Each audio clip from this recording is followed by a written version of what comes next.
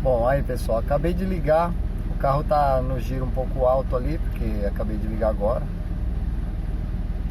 Beleza. A pressão, vou colocar mais pra cá. Aí. Depois que eu coloquei o óleo do carro, o óleo normal dele, o pessoal tudo coloca 20, 50.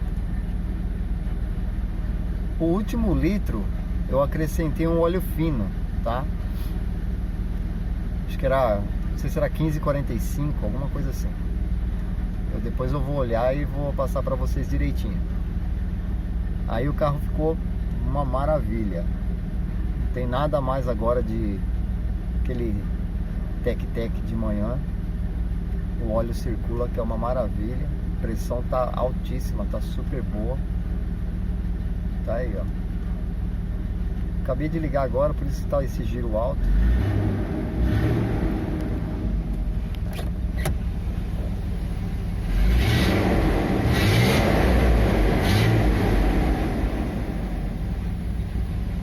Daqui a pouco ele acerta o giro.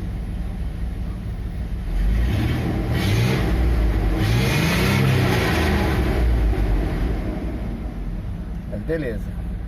Eu vou utilizando dessa forma e vamos ver como é que vai ficar com esse óleo. Se ficar beleza, depois eu passo pra vocês direitinho, tá ok? Valeu demais, grande abraço.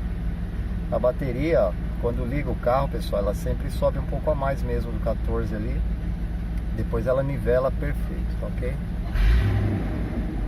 Grande abraço, valeu demais. Sempre que a gente puder, vamos estar dando uma força aí pra vocês, beleza? No que a gente sabe. E no que a gente não sabe, vocês vão dando uma dica também aí nos comentários, enquanto o YouTube ainda não bloqueou os comentários, beleza?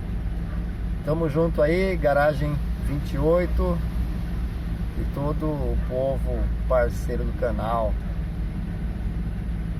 Beleza, então? Grande abraço, fiquem com Deus. Alex MacGyver Vídeos, tamo junto.